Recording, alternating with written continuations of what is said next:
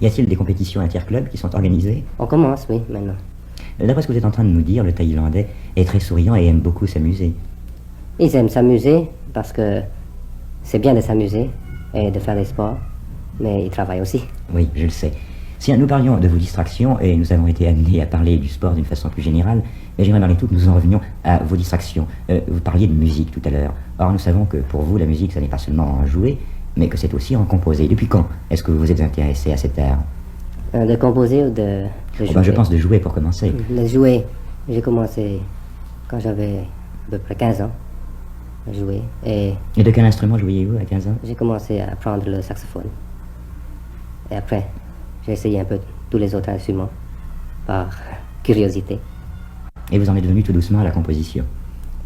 La composition parce qu'il y a un ami, un cousin, qui composait lui. Et il ne savait pas une note de musique. Mais il composait des chansons. Alors il m'a demandé pourquoi est-ce que vous ne composez pas aussi. Alors j'ai essayé. Et c'est assez intéressant. Quelle était la première mélodie que vous composiez? Car il y en a eu beaucoup, je sais. Mais la toute première, vous vous en souvenez? La première mélodie n'est jamais sortie. Parce que c'était quelque chose qui n'allait pas. Mais les autres, elles, sont sorties, c'est-à-dire ont été diffusées dans le monde entier. Et ensuite, la deuxième mélodie que j'ai composée, j'ai donné à ce cousin à faire les paroles. Et puis, c'est sorti à un bal de charité à Bangkok. Et comment s'appelait cette mélodie? En anglais, c'est Love at Sundown. Mais je crois que lorsque vous prononcez ce titre, immédiatement des sourires se dessinent chez les personnes qui sont en train de vous regarder, parce que ce sont des titres qui sont devenus des titres connus. Je pense entre autres à Wem, dont vous êtes le compositeur, je crois, à Alexandra, et à d'autres. Et il y en a beaucoup comme ça. Vous composez souvent dans la journée ou dans le mois? Y a-t-il des moments qui sont réservés à la composition? Non, ce n'est pas... C'est l'inspiration qui vous guide. Ce n'est pas à des moments fixés. Et comme je vous l'ai dit, ma journée n'est jamais fixée presque. Parce que, surtout, le travail de roi, c'est un petit peu 24 jours par jour. Parce que n'importe quand, on est roi. Vous parlez du travail d'un roi, sire. Est-ce que c'est un travail qu'on exécute quelquefois avec difficulté parce qu'on se sent seul? Parce que, bien sûr, lorsqu'on parle de travail, lorsqu'on parle de métier, il y a peu de rois sur Terre et il y a peut-être un petit sentiment de solitude quelquefois qui vous étreint, non? Enfin, c'est un métier, oui, comme vous le dites. D'être roi, ça peut être un métier qui est un peu spécial. Parce que il n'y a pas de traité sur la manière d'être un roi pour étudier. Mais en résumé, c'est un métier dont il faut se spécialiser aussi. Mais il faut savoir un peu de tout pour pouvoir comprendre tous les problèmes qui peuvent arriver dans tous les domaines. Autrement dit, vous parliez de spécialisation. Je pense que cette spécialisation commence très tôt, très jeune. Et tout à l'heure, vous nous présentiez vos enfants, disons 2 d'entre eux, car je crois savoir que vous avez 4 enfants. Leur éducation doit représenter malgré tout un problème pour les préparer à leur future tâche. Pour mes enfants, nous avons considéré le problème.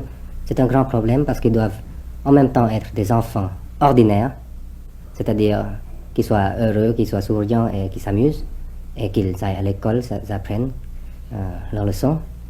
Et à part ça, il y a encore leur position de prince, et même dans des pays les plus démocratiques comme la Suisse, le mot de prince ou de roi a un charme assez particulier, assez spécial. On ne les considère pas comme des êtres humains ordinaires. C'est ça qui est difficile, parce que les petits, ils sont des enfants, des humains, mais on les considère comme des princes, comme dans les contes de fées par exemple. Je sais que tous les enfants du monde raffolent des contes de fées, et c'est quelque chose de spécial. On dit que on est riche, on est heureux comme un roi, comme des princes. C'est pas tout à fait vrai. Nous avons pu en effet remarquer que vous vous appliquiez, sire, à faire des enfants royaux, des enfants comme les autres. Ainsi, ils aiment les jeux, qui sont les jeux de tous les enfants du monde, témoin ce bonhomme de neige débonnaire et glacé. Quant à l'école, elle est pour leurs altesses royales, comme pour les autres petits garçons et petites filles de leur âge, faite de l'apprentissage de la lecture, de l'écriture sur laquelle on s'applique, des règles grammaticales qu'il faut apprendre. Leurs altesses, je ne les présenterai pas, leur nom est un peu difficile à prononcer pour un Européen, ont l'air d'ailleurs, si on en juge d'après ces images, d'être des élèves très consciencieux. Des élèves consciencieux dirigés par une institutrice dévouée et souriante. Pour nos écoliers suisses, il y aurait peut-être quelques difficultés à parcourir cet abécédaire. Mais la petite princesse Serindorn, malgré la présence de notre caméraman, a l'air d'être tout à fait à l'aise au milieu de ces caractères compliqués. Sire, nous voyons maintenant le prince héritier. Il a des réactions d'enfant de son âge.